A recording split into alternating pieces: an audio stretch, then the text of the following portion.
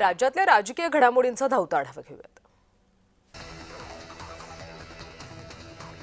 अंबाणी काजू उत्पादक शेतकऱ्यांच्या प्रश्नांवर गेले 2.5 महिने सातत्याने पाठपुरावा करतोय। संघर्ष सातत्याने करत आहोत, परंतु सरकारकडून म्हणावा तसा प्रतिसाद मिळत नाही, त्यामुळे तीव्र आंदोलन करणार असा इशारा शेतकरी नेते राजू शेट्टी यांनी दिला। मनसेचे नेते अमित ठाकरे यांनी सोशल मीडियावर सरकारवर घणाघाती हल्ला करणारा एक व्हिडिओ पोस्ट केला। शेतकरी आत्महत्या, वाढता भ्रष्टाचार, झाडांची कत्तल, वाढता ड्रग्सचा विळखा आणि लहान मुलींवरचे अत्याचार यासारखे गंभीर मुद्दे या व्हिडिओतून मांडण्यात आले।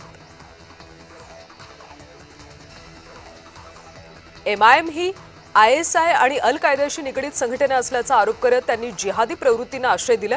जलील यांना सर्वप्रथम अटक झाली पाहिजे अशी मागणी मंत्री नितेश राणे यांनी केली आहे।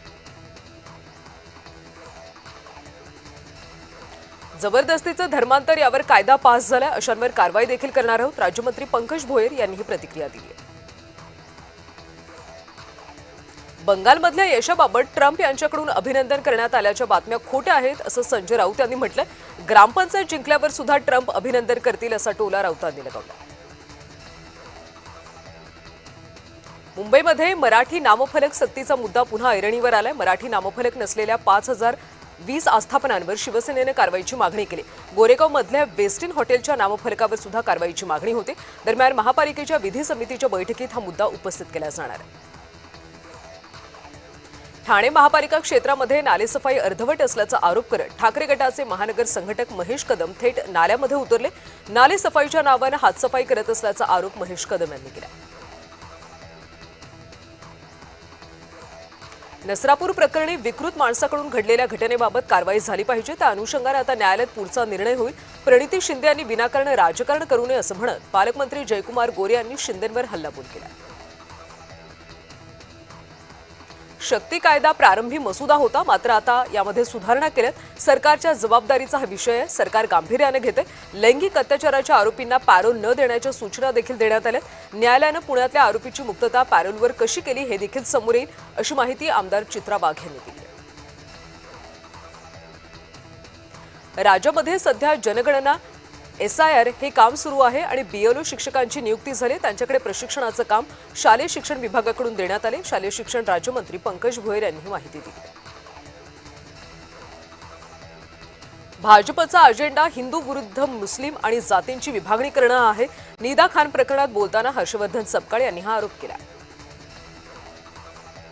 शिरसाट यांचे सर्व आरोप जलील यांनी फेटाळलेत। माझा आणि निदा खानचा काही संबंध नाही असं जलील म्हणाले। तिच्यावर चार्जशीटमध्ये कुठले आरोप निश्चित होतात ते पाहू अशा शब्दात जलील यांनी निदाला पाठीशी घातलं। ट्रम्प यांनी गावाकडच्या निवडणुका निकालाचं देखील अभिनंदन केलं तर आश्चर्य वाटू नये असं वक्तव्य हर्षवर्धन सपकाळ यांनी केलं। राज्यामध्ये महिलांवरच्या अत्याचारामध्ये प्रचंड वाढ झाली। सगळीच प्रकरणं अतिशय गंभीर आहेत। मुख्यमंत्र्यांनी अशा प्रकरणांमध्ये लक्ष घालावं। आम्ही कधीही राजकारण आणलेलं नाही। महिला सुरक्षितता आणि नागरिक सुरक्षितता ही कुठल्याही सरकारची जबाबदारी असते असं वक्तव्य खासदार सुप्रिया सुळेंनी केलं। संभाजीनगरमध्ये पोलिसांनी इम्तियाज जलील यांच्या घरी ते पोहोचले होते। पोलीस निदा खानबाबत चौकशीला आल्याची चर्चा आहे, मात्र पोलिसांनी यावर बोलणं टाळलं। निदा खान प्रकरणामध्ये इम्तियाज जलील यांचा हात आहे। ज्या खोलीमध्ये निदा सापडली ती एका नगरसेवकाची खोली होती। जलील नाशिकमधल्या आरोपींची पाठराखण करतात। मुख्यमंत्री देवेंद्र फडणवीस यांना सांगून या प्रकरणात सखोल चौकशीची मागणी करणार। इम्तियाज जलील यांना सहआरोपी करा अशी मागणी करणार असं मंत्री संजय शिरसाट यांनी म्हटलं। अमरावतीतल्या शासकीय वैद्यकीय महाविद्यालयावरून राजकीय मतभेद तीव्र झाले। महाविद्यालयासाठी कोंडेश्वर परिसरातली जागा मंजूर झाल्याचा दावा आमदार रवी राणा यांनी केला, तर बच्चू कडू यांनी शासकीय वैद्यकीय महाविद्यालय अचलपूर इथं व्हावं यासाठी मुख्यमंत्र्यांना पत्र दिलं।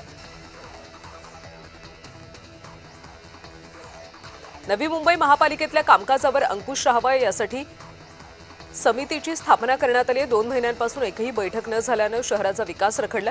शिवसेना नगरसेवक अनिकेत म्हात्रे यांनी मनपा सचिवांची भेट घेत तक्रार केली आणि त्यानंतर आठवड्याभरात सदर्थ समित्यांची बैठक घेऊ असं आश्वासन सचिवांनी दिलं।